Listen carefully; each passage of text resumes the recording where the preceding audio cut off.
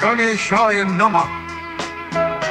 वक्रतुण्ड महाकाय सूर्यकोटि समप्रभा निर्विघ्नं कुरु मे देव सर्वकार्येषु सर्वदा।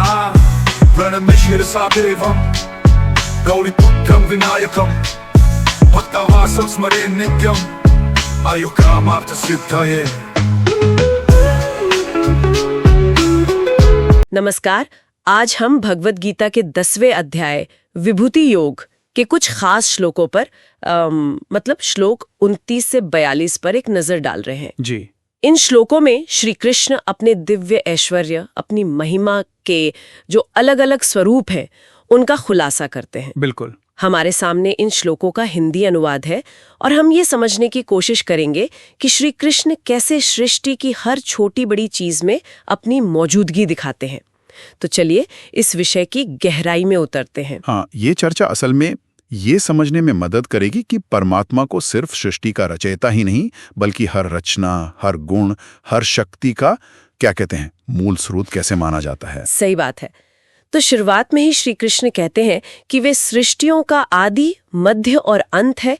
ये श्लोक 29 में है जी। और ज्ञान की शाखाओं में वे अध्यात्म विद्या है यानी आत्मज्ञान, और तर्क करने वालों में वे वाद मतलब सत्य तक पहुंचाने वाला तर्क है। ये श्लोक 32 में आता है। हाँ, और यहाँ ये समझना दिलचस्प है कि वो खुद को सिर्फ जीवन चक्र से नहीं जोड़ रहे हैं, मतलब शुरुआत, मध्य, अंत, बल्कि ज्ञान और तर्क जैसे अमूर्त विचारों से भी।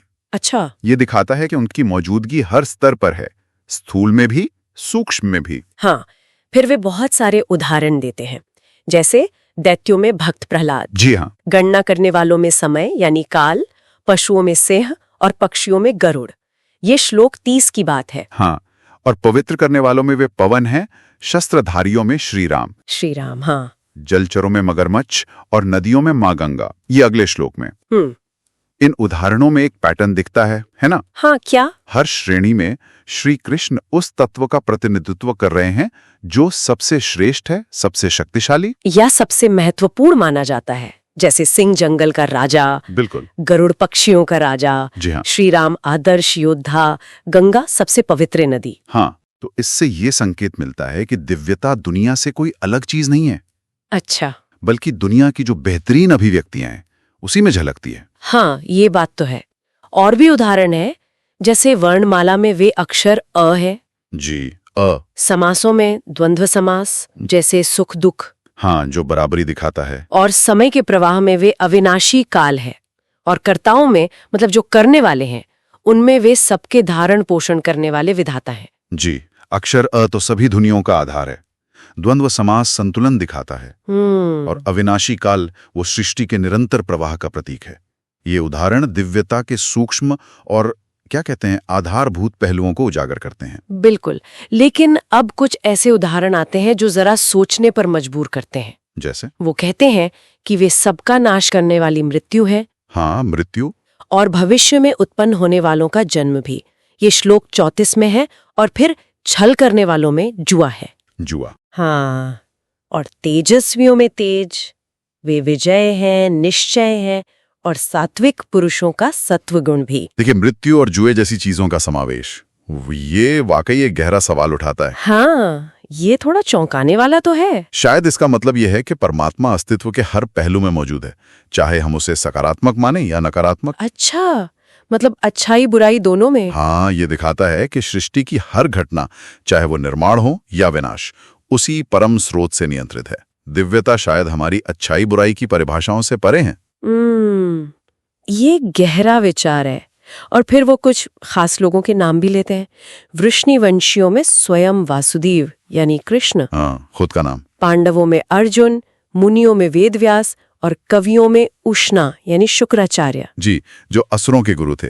इन नामों से वो जो अमूर्त दिव्यता है ना, हाँ, उसे एक मानवीय और ऐतिहासिक संदर्भ मिलता है। जुड़ना आसान हो जाता है। राम, अर्जुन, व्यास, ये सब अपने अपने क्षेत्र के शिखर पुरुष हैं। सही। और वो ये भी कहते हैं कि दमन करने वालों का दंड मतलब शासन वो है, जीतने की इच्छा वालों की नीति वो है, रहस्यों में वे मौन है, और ज्ञानियों का ज्ञान भी। जी। दंड, नीति, मौन, ज्ञान, ये सब शासन, व्यवहार और आत्म साधना के महत्वपूर्ण पहलू हैं और कृष्ण इन सब में भी स्वयं को व्यक्त करते हैं। तो इतने सारे उदाहरण सुनने के बाद मन में सवाल आता है कि भाई इसका सार क्या है, निचोड़ क्या है? हाँ, बिल्कुल। तो श्लोक 39 में श्री कृष्ण कहते हैं कि वे ही संपूर्ण प्राणियों की उत्पत्ति का कारण है। बीज है। हाँ, बीज। ऐसा कोई चर या अचर प्राणी नहीं है जो उनके बिना रह सके। सही कहा। और इसका मतलब यही है कि उनकी जो दिव्य महिमाएं हैं, विभूतियां हैं, वो अनंत हैं। श्लोक 40 यही कहता है। मतलब कोई सीमा नहीं है। कोई सीमा नहीं। जो उदाहरण दिए गए हैं वो तो बस एक झलक मात्र है, पूरी तस्वीर नहीं। अच्छा। और श्लोक 41 इसे और साफ करता है कि दुनिया में जो भी ऐश्वर्य युक्त, कांति युक्त, शक्ति युक्त चीज है, हाँ, उसे उनके तेज के एक अंश से ही उत्पन्न हुआ समझो। ममा तेजोंश संभवम। उनके तेज का एक अंश।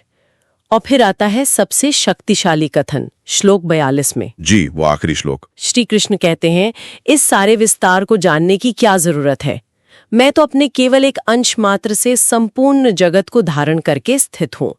एक अंशेन स्थितो जगत। एक अंश मात्र से। हाँ, तो संक्षेप में श्री कृष्ण की उपस्थिति हर जगह, हर चीज में है। बिल्कुल। वे हर श्रेणी के सर्वश्रेष्ठ रूप तो हैं ही, लेकिन साथ ही वे अस्तित्व के हर पहलू को, चाहे वो सुखद हो या दुखद, अपने आप में समेटे हुए हैं। जी हाँ। और यहाँ एक विचारणीय बात रह जाती है जो सोचने लायक है। क्या? कि अगर ये पूरा ब्रह्मांड, इतनी विविधता, इतना विस्तार, सब कुछ परमात्मा के केवल एक अंश मात्र से टिका हुआ है, तो उस परमात्मा की संपूर्ण क्षमता, उसका वास्तविक स्वरूप कैसा होगा? हाँ, ये तो कल्पना से परे है। बिल्कुल। ये उदाहरण हमें उस अनंत की ओर इशारा तो करते हैं, पर उसकी थाह पाना शायद संभव नहीं। ये हमें उन गिनी चुनी विभूतियों से परे जाकर उस असीम सत्ता पर मनन करने के लिए प्रेरित करता है। सही कहा। इसी गहरे विचार के साथ आज की ये चर्चा यहीं समाप्त होती है। जी।